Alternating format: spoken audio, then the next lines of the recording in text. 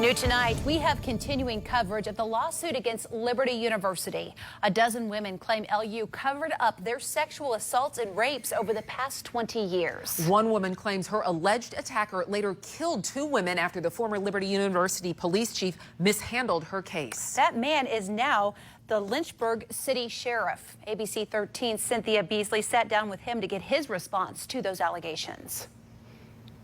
The earliest case in the lawsuit goes back to 2000. Jane Doe 12 claims Jesse Matthew Jr. sexually assaulted her in an all-female dorm. She was 15 years old and attending a summer debate camp at Liberty University. Matthew is currently serving 4 life sentences in prison for abducting and killing 20-year-old Morgan Harrington in 2009 and 18-year-old Hannah Graham in 2014. After reporting the attack, the woman claims the chief of Liberty Police required her to travel in the same car as her assailant. She claims police interrogated her for hours, demanding that she strip and submit to being photographed by the chief of police without consent from a parent. The lawsuit also says before leaving, police required her to wash her hands and destroy any DNA evidence. It mentions the chief of police, LU police at the time, which would have been you. Have you looked over that portion of the complaint? I've looked at what was said as far as that, and I can unequivocally say that the statement that is being made there is not true, that the reference that is made to the chief of police, either having someone take pictures or take someone in a vehicle or whatever it states in that, about the 8 hours without food or water, that is just untrue. You're saying that this was not you who responded? That's correct. That is not me. That is not true. How did you feel when you saw that?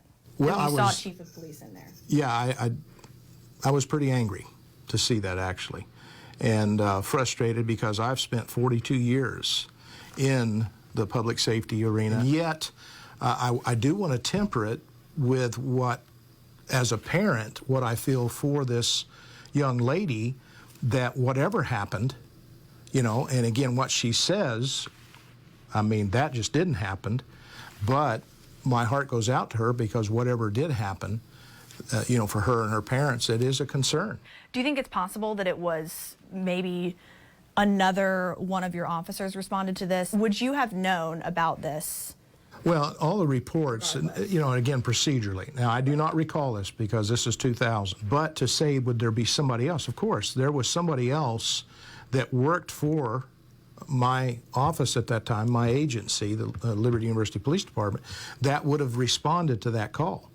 But now I can tell you that I would never direct anyone to do the things that are alleged, nor would I allow them to remain employed in my department if I found that out.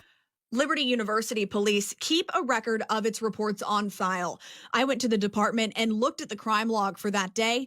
Police would not let me leave with the document or take a photo of it. But according to the log, there was a report of sexual battery on June 23rd, 2000 in an all-female dorm, like Jane Doe 12 claims.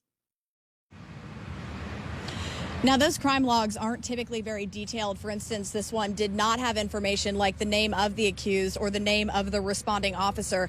I did, however, ask for the detailed crime reports and incident reports through the Freedom of Information Act.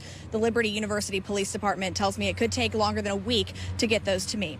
Live in Lynchburg, Cynthia Beasley, ABC 13 News.